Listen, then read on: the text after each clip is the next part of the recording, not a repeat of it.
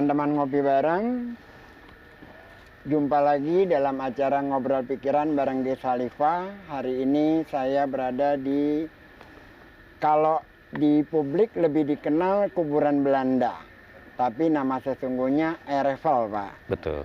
Sore ini saya ditemani oleh Bapak F. Hadi Susilo. Bapak Hadi Susilo ini adalah pengelola pemakaman di sini, Pak, ya? Betul, Bapak. Kalau jabatan secara ininya apa, Pak? Saya di sini kalau dalam bahasa ininya kami ini offsider, Pak. Offsider itu dalam bahasa Indonesianya itu supervisor. Supervisor.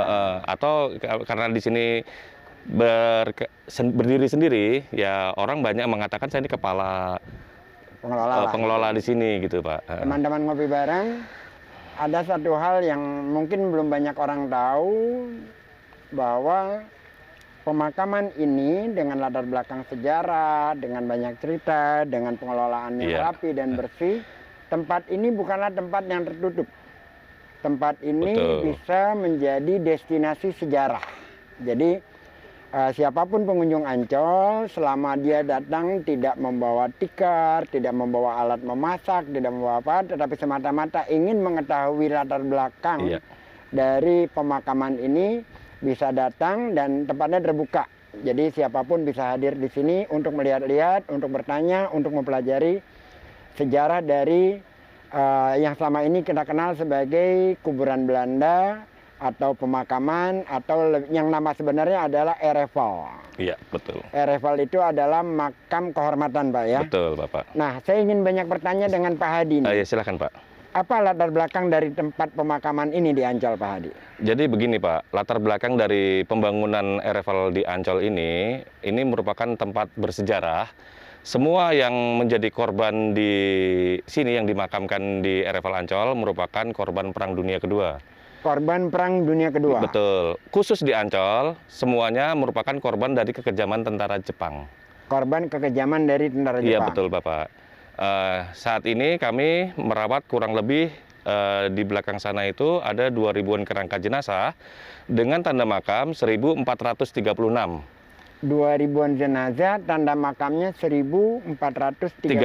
Betul, Bapak. Artinya bahwa beberapa titik tanda ada makam 500 lainnya lagi yang merupakan makam massal. Makam massal. Nah, di sini kami merawat berbagai macam suku bangsa, baik yang dari Belanda, kemudian juga dari bangsa Indonesia. Karena kami di sini merawat korban perang, maka agamanya pun beragam. Agamanya beragam? Iya, kalau yang tanda makam yang bulat seperti itu, mereka yang beragama Buddha. Oh, yang bulat itu beragama Buddha. Kemudian yang tanda makam seperti ini, salib, polos, itu merupakan tanda makam yang mereka yang beragama Kristen tetapi dari jenis kelamin pria. Dari jenis kelamin pria? Ya, kemudian kalau yang Kristen perempuan itu ada motif seperti bunganya. Ada motif bunganya. Nah, di belakang kita ini persis, belakang Bapak persis duduk, itu adalah mereka yang beragama Muslim. Nah, kalau untuk yang mereka yang beragama Kristen tetapi berjenis kelamin wanita, itu ada motif bunganya, Pak. Ada motif bunganya? Iya, yang Bapak duduk di belakang ini adalah mereka yang beragama Muslim. Benar. Teman-teman ngopi bareng, tanda-tanda di pemakaman ini memiliki simbol-simbol, jadi bukan hanya simbol tentang keyakinan mengenai agamanya apa, tetapi juga jenis kelaminnya.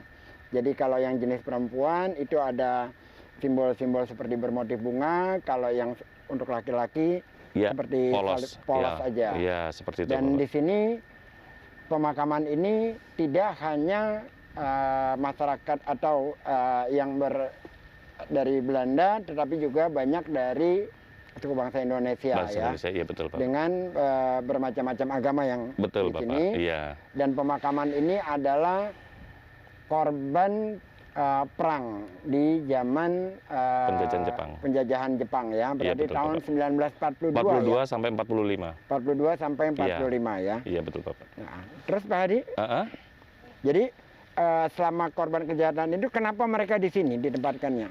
Nah, untuk mereka yang menjadi korban di Ancol itu tidak sampai 2.000-an seperti saya ceritakan dari awal tadi, tetapi hanya sekitar 200-an. Mereka dibawa oleh tentara Jepang di tempat ini, Pak. di Nggak, maksud lokasi. saya kenapa lokasi ini dipilih sebagai tempat Ya. ininya? Jadi gini Pak ceritanya, 200-an orang itu merupakan tahanan dari pemerintah militer Jepang pada saat itu. Kenapa Jepang memilih tempat ini? Menurut analisa saya, ini merupakan tempat yang strategis Pak. Dahulu ini tempat ini strategisnya boleh dikatakan karena dekat dengan Pelabuhan Tanjung Priuk. Kemudian dekat dengan Sunda Kelapa, Pelabuhan Pasar Ikan, dekat dengan pusat perdagangan Glodok, dan juga dekat dengan Bandara Kemayoran. Selain strategis, tempat ini juga tersembunyi. Karena Jadi dulu ini tempat penahanan atau tempat dalam tanda kutip pembantaian? awalnya ditahan dulu, kemudian Ditahannya betul. di sini. Dan dibantai, dibunuh oleh Jepang di bawah pohon yang kering yang sekarang kita awetkan itu, Pak. Teman-teman ngopi bareng, ada tempat bersejarah di sini, ada pohon kering yang menjadi tempat pembunuhan ya. Betul, Bapak. Tempat pembunuhan Iya. di sini, dan nanti akan ada visualisasinya. Tolong dibantu teman-teman ngopi bareng untuk ditunjukkan tempatnya secara visual agar teman-teman yang tidak sempat hadir kemari bisa melihat secara langsung. Tetapi bagi yang datang ke Ancol bisa datang kemari, bisa melihat juga tempat itu, Pak Haji. Silahkan Bapak. Jadi seperti apa Bapak katakan di pembuka tadi, bahwa tempat kami ini adalah terbuka untuk umum. Terbuka untuk Artinya siapapun dari kalangan manapun silahkan datang ke sini mulai dari jam 7 pagi sampai jam 17.30. Dan seandainya pintu gerbang kami ditutup, bukan berarti kami tidak terima tamu, tapi silahkan tarik bel. Nanti petugas kami akan datang melayani Bapak Ibu yang akan datang ke sini, dan kami sedapat mungkin menjawab dari pertanyaan Bapak Ibu, dan kami menjelaskan apa yang menjadi bagian dari tanggung jawab kami, dan mungkin juga dari sejarah-sejarah yang ada di sini gitu Pak. Kita teruskan lagi yang tadi, Pak Hadi. Ya. Ini yang soal pembantaian tadi. Ya. Setelah dibunuh di pohon yang kering itu, ditempatkan di mana, Pak Hadi? Kemudian Jepang membantai di bawah pohon yang sekarang oleh Belanda disebutnya Hemelboom. Hemelboom dalam bahasa Belanda artinya pohon surga. Di bawah pohon itu, sekitar pohon itu, kemudian mereka, bala tentara Jepang yang bertugas sebagai eksekutor, membuang jenazahnya di monumen yang sekarang kita lihat di sana itu. Ada monumennya. Ya. Teman-teman ngopi bareng, bukan hanya tempat pembunuhannya, tapi ada tempat penaruh jenazahnya juga dijadikan monumen, dan di situ ada daftar nama. Kalau daftar nama secara prasasti kami belum punya, tetapi kalau misalkan dari keluarga korban atau para pengunjung yang ingin mengetahui daftar namanya, itu ada di pendopo. Oh, ada di pendopo. Ya, tetapi sayangnya Pak, untuk di RFL Ancol, sebagian besar para korbannya banyak yang tidak bisa teridentifikasi dengan baik. Tidak teridentifikasi. Ya, dengan baik. karena selain korbannya minim identitas, juga pada saat itu ilmu forensik untuk mengidentifikasi jenazah juga belum berkembang seperti saat ini, sehingga banyak para korban yang di Ancol ini hanya tertulis G Executed Ancol saja. Oke, Pak Hadi, ada salah satu cerita dengan berbagai versi. Ya. Seseorang bernama Mukhtar, dia seorang dokter. Oh gitu. Dia dimakamkan di sini, kalau tidak salah menurut cerita dia juga terbunuh di area Ancol sini. Iya. Bisa diceritakan Pak Hadi tentang siapa Bapak Mukhtar ini, apa dan bagaimana hingga dia akhirnya mengalami nasib yang sedemikian rupa. Ya gini Pak. Tentunya dengan versinya Pak Hadi ya. Iya. Sepanjang sepengetahuan saya. Kalau di sini kami mempunyai dua nama Mukhtar. Yang satu Haji Mukhtar, itu seorang Betawi yang mempunyai banyak keturunan orang-orang besar di negara kita. Kami mendapatkan informasi tanggal 1 Juni kemarin. Dan satu lagi Profesor Ahmad Mukhtar. Mungkin yang saya maksud adalah Profesor Ahmad Mukhtar. Yang saya pikir tadi juga seperti itu. Yang dimaksud adalah Profesor Dr. Ahmad Mukhtar. Profesor Dr. Ahmad Mukhtar ini merupakan seorang pribumi pertama yang menjadi direktur lembaga Eijkman. Lembaga Eijkman ini pada saat itu diminta oleh pemerintahan militer Jepang untuk memberikan vaksin kepada para romusa kita. Sebelum ke sana, Pak Hadi, tolong diterangkan dulu, lembaga Eijkman itu Apa? Jadi Oke, supaya lembaga Eijkman adalah lembaga biologi molekuler Iya. yang bertugas untuk melakukan penelitian-penelitian tentang Penelitian vaksin sampai sekarang masih sampai ada di sekarang. Bandung Sampai ya? sekarang masih Di masih Bandung. melakukan penelitian-penelitian tersebut. Bahkan sekarang tugasnya lebih berat lagi karena harus meneliti untuk vaksin corona yang saat ini sedang Nah, mewabah. Pak Profesor Ahmad Muhtar itu pada saat itu sebagai direkturnya. Direktur lembaga Eijkman. Nah, Oke. kemudian saya lanjutkan cerita. Pemerintah kolonial, pemerintah militer Jepang pada saat itu memerintahkan kepada lembaga Eijkman untuk memberikan vaksin kepada para romusa, vaksin tetanus. Tetapi entah kesalahan terletak di mana, vaksin yang diberikan kepada para romusa itu menyebabkan kematian. Iya. Kematian ini tidak hanya 1-2 orang, tetapi ratusan romusa kita tewas. Disitulah awal dari kemarahan tentara Jepang. Kemudian pemerintah militer Jepang pada saat itu menuduh Eijkman sebagai yang mensabotase dari vaksin tersebut. Nah, oleh karena itu kemarahannya ditimpakan dengan cara mereka menangkapi para tenaga-tenaga lembaga Eijkman, tenaga vaksinator, Iya. kemudian para mantri, para dokter dibawa ke sini dan di beberapa tempat di Jakarta.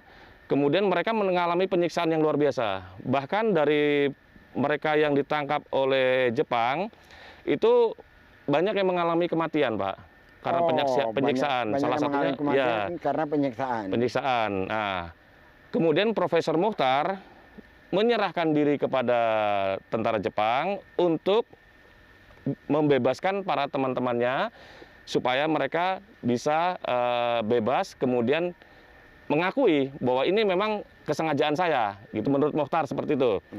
Nah, kemudian Profesor Muhtar dibawa ke sekarang jadi ke gedung Kementerian Pertahanan di sana, di penjara di sana, ditahan di sana, mengalami penyiksaan juga.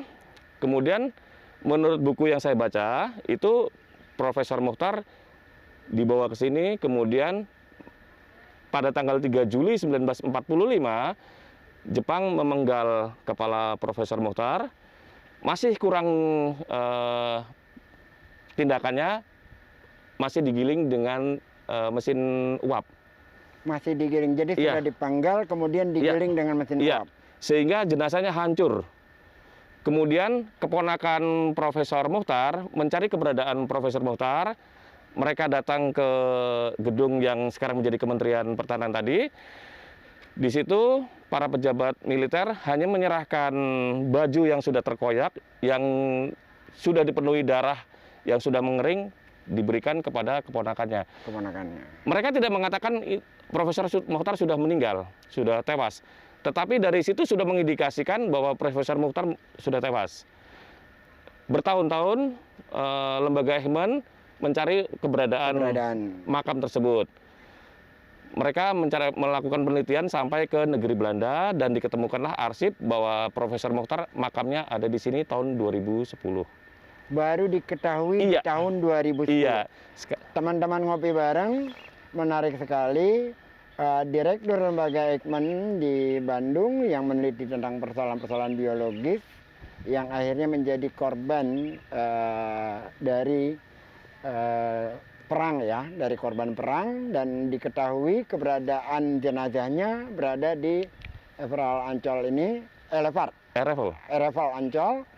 Dan di mana dimakamkannya di sini? Di Fak 6 ini, Pak. Di Fak 6 ya. Bagian depan sana. Di bagian depan sana. Dan itu karena kerangkanya tidak bisa teridentifikasi dengan baik, maka ada tanda makam yang seperti itu, Pak, besar seperti tameng tentara Romawi dulu. Itu ada nama-namanya, tapi kerangkanya di depannya. Kerangkanya di depannya. Iya, karena tercampur-campur dengan kerangka yang lain, korban yang lain. Iya, betul. Teman-teman ngopi bareng, inilah Ancol, inilah Jakarta Utara. Ceritanya banyak sekali, punya latar belakang sejarah yang sangat menarik untuk kita teliti, karena ini adalah bagian atau proses dari sebuah bangsa atau sebuah kota, dan tidak jauh adanya di Jakarta Utara sini Dan tentu saja pengkajian-pengkajiannya akan lebih kaya lagi bila lebih banyak lagi data-data yang bisa kita dapatkan. Iya, Bapak. Karena ada ratusan lagi jenazah yang tidak teridentifikasi ya. Iya, Ya, benar. betul. Ada lagi yang menarik Pak Hadi. Iya. Tadi di awal cerita Pak Hadi menyatakan bahwa yang dimakamkan di sini bukan hanya dari orang Belanda, bahkan bukan hanya orang yang tinggal di Jakarta, tapi Iya. ada yang dari Iya. Kalimantan, ada dari Sulawesi. dan Iya. lain-lain. Itu bagaimana prosesnya mereka bisa ditempatkan di sini Pak Hadi? Jadi awalnya Indonesia sebelum pengakuan kedaulatan oleh ada terdapat 22 pemakaman seperti ini. Kemudian tahun 60-an setelah pengakuan kedaulatan, Presiden Soekarno minta hanya 7, semuanya di Pulau Jawa. Oh ya, ini maaf Pak, Ya. ini bukunya mengenai kami, silahkan nanti dibaca. 7 itu 2 di Jakarta, 2 di Bandung, 2 di Semarang, dan 1 di Surabaya. 2 di Jakarta itu adalah Ancol, dan 1 lagi Menteng Pulo. Kemudian di Bandung di Jalan Pandu dan Lui Gajah, di Semarang di Kalibanteng dan Candi, 1 lagi di Kembang Kuning, Surabaya.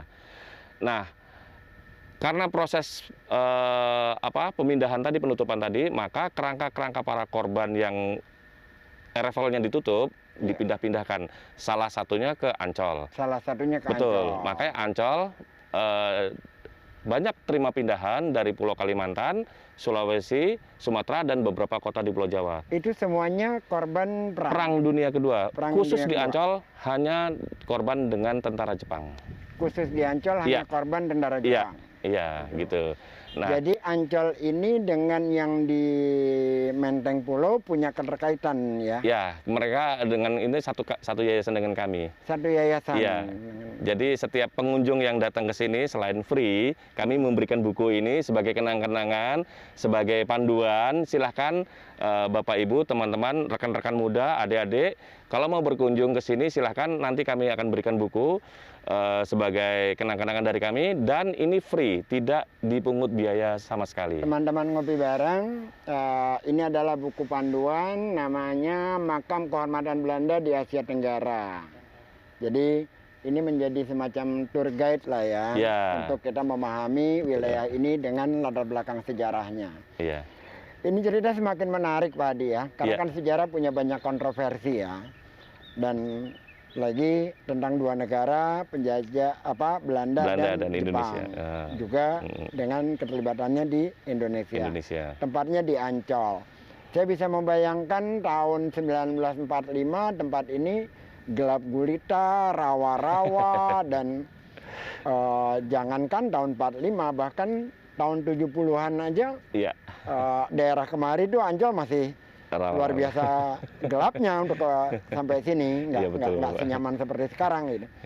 Nah, kalau di tahun 45 dengan penempatan di sini sebagai kira-kira jalurnya orang masuk sini lewat mana Pak Hadi? Kalau mengenai jalur masuknya itu saya Apakah kurang lewat darat ataukah karena ini di dekat di laut? pinggir laut. Saya kurang begitu paham, tapi kemungkinan sih lewat darat, Pak. Karena gini, Pak. Kenapa saya menganalisa demikian? Karena ketika tempat ini diketemukan setelah perang selesai tahun 1945 sampai 46 itu Dinas Pemakaman Tentara Belanda, Dinas Pemakaman Tentara Belanda mencari para warganya yang hilang dalam perang atas bantuan dari salah satu jemaah dari kelenteng di sebelah kita, Bahtera Bakti, itu menginformasikan kepada Belanda bahwa di sini sering ia melihat kegiatan-kegiatan yang bersifat militer, keluar masuknya kendaraan mengangkut para korban yang menjadi tahanan di sini. Nah, kalau tempat tahanannya ada bekas tempat tahanan? Sudah tidak ada, Pak. Sudah tidak ada. Jadi yang kami bisa pertahankan hanya pohon itu aja. Hanya pohonnya saja. Pohon itu pun mati karena kebanjiran. Oh, karena kebanjiran. Iya, jadi tahun 90-an itu nama pohonnya pohon Mindi sebenarnya. Pohon Mindi. Alianthus ecclesia. Pohon nama lokalnya Mindi, itu tahun 90-an masih hidup, tetapi karena tempat kami ini yang sekarang kita berdiri bersama sekarang ini di bawah laut 2 meteran, Pak. Di bawah laut 2 meteran. Jadi pada saat sebelum dibangun tanggul itu kami sering kebanjiran, Pak. Oh.